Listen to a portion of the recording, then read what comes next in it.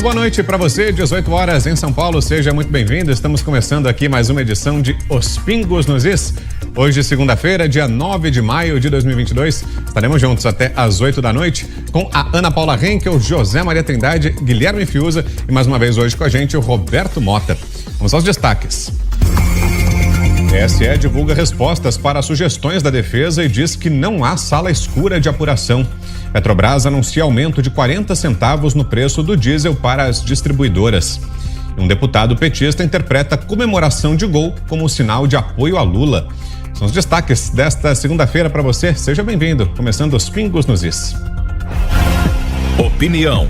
Hora de colocar os Pingos nos Is.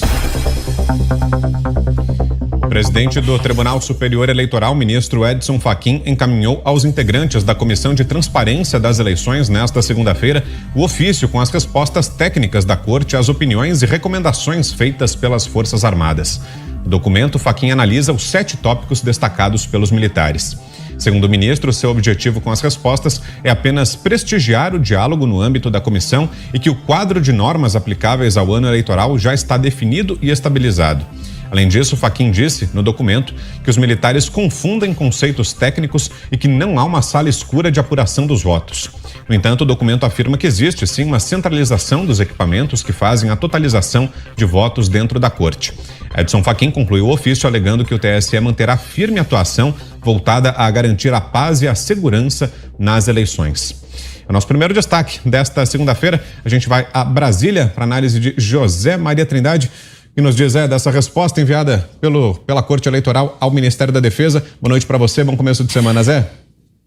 Essa troca aí de farpas aumentam as dúvidas com relação ao dia a dia da eleição, né? É isso aí. Muito boa noite, meu caro Vitor. Boa noite, Ana. Muito boa noite, Roberto, que nos acompanha hoje aqui mais uma vez. E muito boa noite ao compadre Augusto Nunes, que está de férias, né? E vai ficar longe dos pingos. Boa noite, Fiuza. Muito boa noite a você que está aqui nos acompanhando nos Pingos nos Is. Olha, este debate sobre as urnas eleitorais é sério demais. Trata-se de um debate sobre como votar e sobre, principalmente, a confiabilidade do voto. O discurso novo já não é mais sobre a possibilidade das urnas serem fraudadas ou não.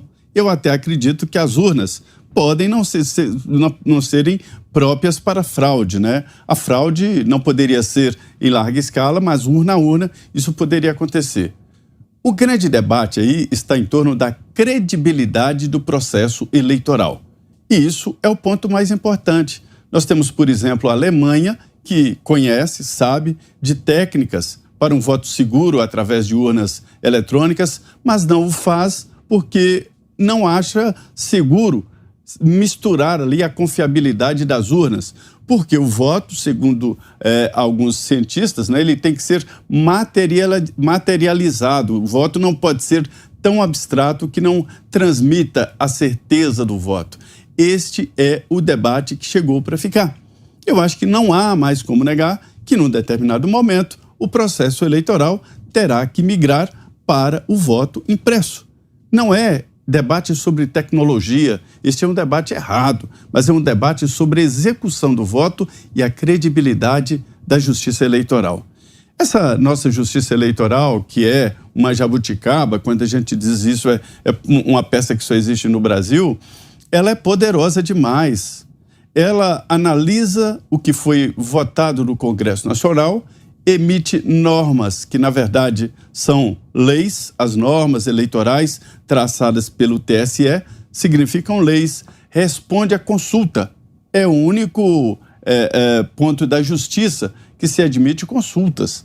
Nenhuma outra justiça pode dizer, olha, eu vou matar fulano de tal, quantos anos de cadeia eu vou pegar? Isso não existe. Mas na justiça eleitoral, sim, ela admite a consulta. Se eu fizer isso, isso é possível. E o que a resposta da justiça eleitoral é uma norma, ou seja, uma lei. E depois de orientar, executar, fiscalizar, a justiça eleitoral vai julgar todo o processo eleitoral, né? Então é uma justiça poderosa demais. Então é preciso, sim, dar credibilidade ao voto. Então, num determinado momento, é preciso chegar a um acordo sobre esse processo.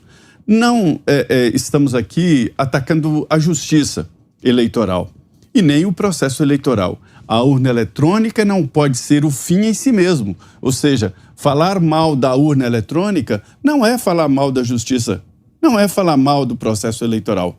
É desconfiar da urna eletrônica. É a realidade. Esse é o grande debate.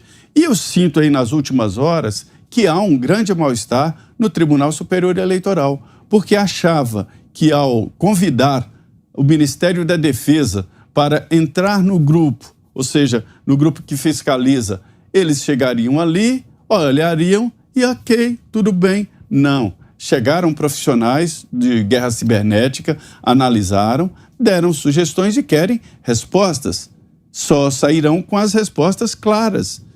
E isso surpreendeu a Justiça Eleitoral, que estava acostumada exatamente com vacas de presépio, para dizer não, tudo certo. Não, é preciso questionar sim. Mais uma vez, não é uma questão sobre o processo eleitoral e nem a Justiça Eleitoral, mas as urnas eletrônicas que não são maiores do que a Justiça Eleitoral.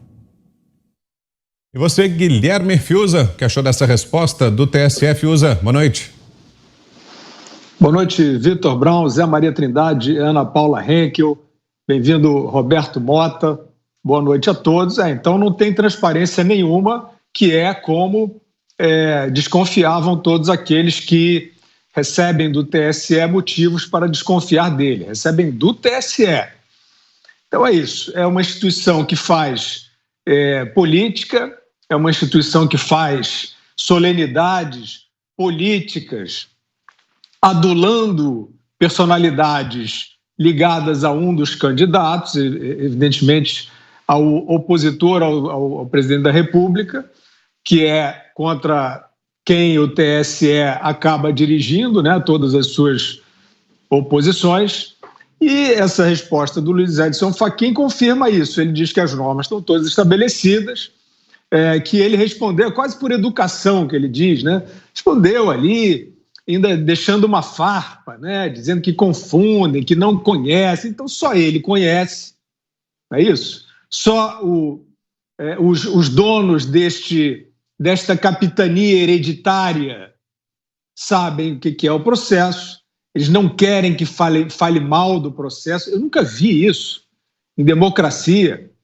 E estão querendo aceitar, como se passou na eleição dos Estados Unidos. A Ana certamente vai trazer esse paralelo. Lá aconteceu esse mesmo estado de coisa. De repente, se abateu essa cultura estranha de que, se você falasse sobre a neblina envolvendo o processo eleitoral americano, né, que foi completamente atípico, anormal, votos pelo correio, diversas denúncias de fraude, inclusive agora documentários mostrando indícios muito fortes de fraude. Se você falasse sobre irregularidades possíveis, né, indícios de fraude, você já era estigmatizado. Esse é um estado de coisas antidemocrático. Essa ideia de você estigmatizar quem levanta dúvida sobre o processo eleitoral e sair atacando e chamando de terraplanista um sistema que foi violado, não é que ele seja vulnerável. Ele foi violado, esse mesmo sistema, e o tribunal nega, o tribunal finge que não foi. Então é claro que isso não é um estado de coisas confiável. A gente esperava, até com um fiapo aí de expectativa, que as questões levantadas pelos técnicos do IME e do ITA, né, centros de tecnologia de excelência reconhecidos nacional e internacionalmente, né, o pessoal que não está brincando de fazer política, né, a serviço do Ministério da Defesa, que isso fosse respondido num ambiente democrático, técnico, pragmático, nada disso. Vimos mais uma vez o Fachin, que é esse que aproveitou a estada do presidente da República na Rússia para dizer, né, ele fez aquela coletiva bizarra para dizer que achava que poderiam vir ataques de hackers da Rússia, porque ele achava que isso conectava com a presença do presidente lá. É tudo muito grosseiro, é tudo muito provocativo da parte do TSE, e vimos mais uma vez que essa comissão de transparência não vai funcionar. O TSE não vai deixar funcionar. Ele acabou de dizer. Isso tudo é jogo para a plateia. Isso tudo é coreografia. Tem dúvidas sobre o funcionamento? Podemos aprimorar uma conduta aqui ou ali? Não. O Fachin não deixa. E depois o Alexandre de Moraes, que é quem assume, também não vai deixar. Eles vão tocar do jeito que eles querem tocar, como se o TSE fosse uma ONG deles. E é claro que a sociedade está bastante preocupada com o processo eleitoral por causa disso. Comentário agora da Ana Paula Henkel, direto de Los Angeles, nos Estados Unidos. Boa tarde, Ana. Boa noite, Vitor. Boa noite, Zé. Boa noite, Fiuza, Mota. Um beijo ao nosso querido mestre Augusto Nunes e boa noite à nossa audiência maravilhosa. O Zé falou uma palavra muito interessante, né? As vaquinhas de presépio. Antes éramos todos vacas de presépio, né? Simplesmente eles vomitam as regras que eles querem vomitar e ninguém pode questionar nada. E aceitamos isso durante muito tempo. Não, confia no STF, confia no TSE e nenhum questionamento poderia ser levantado. Obviamente, com a tecnologia aí na palma das nossas mãos, nós começamos a questionar, nós começamos a falar de política como falávamos de futebol, nós começamos a se apaixonar por política, a querer saber quem está em que comissão, o que estão votando, o que o Congresso está votando, os detalhes de cada reforma, o que o STF está votando, o que a primeira turma disse, a segunda, o Gilmar Mendes, o que o Fachin, que foi cabo eleitoral da presidente Dilma, o que ele votou, como ele votou. As pessoas estão imprimindo PDFs, eu tenho recebido relatos, as pessoas imprimem os votos e leem e discutem. E isso é um terror, né, para quem tinha o poder nas mãos o tempo todo, sem absolutamente nenhum questionamento, e não tem mais as vaquinhas de presépio. As vaquinhas de presépio cansaram, resolveram questionar numa democracia, né, uma boa democracia é feita também de questionamentos. As vaquinhas de presépio resolveram aí sair do presépio e tomar conta do próprio destino e questionar. E isso virou uma grande ameaça à democracia. Você trazer questionamentos pertinentes, como a lisura do sistema eleitoral. Ora, não é um voto direto, não é o povo que vota, por que não questionar? O meu voto realmente está chegando onde tem que chegar? Isso é implodir a democracia. Mas salvar a democracia, Vitor, é dois poderes escondidos, fechados, em reuniões a portas fechadas, conversando. Sabemos o quê? Só Deus sabe o que esses dois poderes, né? O senhor Rodrigo Pacheco, presidente do Senado, se reuniu a portas fechadas com ministros do STF, um poder ficou de fora, o executivo, porque o executivo é malvadão. No entanto, falar mal das urnas é um ataque à democracia. Mas falar mal do presidente não é um ataque à democracia, não é um ataque ao executivo. Tudo normal. O presidente do Senado dizer que não há concretude, não há elementos para trazer ao plenário do Senado um possível processo, uma apreciação de um processo de impeachment de ministros que cometem ilegalidades, que isso é implodir a democracia. Ora, Vitor, cansamos, né, de ser vaquinhas de presépio. Vamos fazer questionamento, sim. Essa histeria que o outro lado implementou, que não podemos discutir, incomoda bastante. Por que eles simplesmente não falam, ok, vocês têm dúvidas? Nós vamos sanar as dúvidas de vocês. Não, no entanto, eles entraram numa onda de histeria e numa onda de cala-boca, inclusive empurrando PLs, como o PL da Mordaça, na Câmara, para que as pessoas parem de perguntar. Estamos perguntando demais, as vaquinhas de presépio estão perguntando demais. Pois, senhor ministro Fachin, as vaquinhas de presépio agora estão livres, leves e soltas e vamos continuar incomodando e perguntando sim. Hoje quem está com a gente aqui mais uma vez no Pingos é ele, Roberto Mota. Boa noite, bem-vindo mais uma vez, Mota. Boa noite, Brown, é um prazer estar aqui de volta. Boa noite, Zé Maria, boa noite, Ana Paula Henkel, boa noite, Guilherme Fiuza, boa noite à nossa audiência, especialmente o pessoal que está acompanhando pelas redes sociais.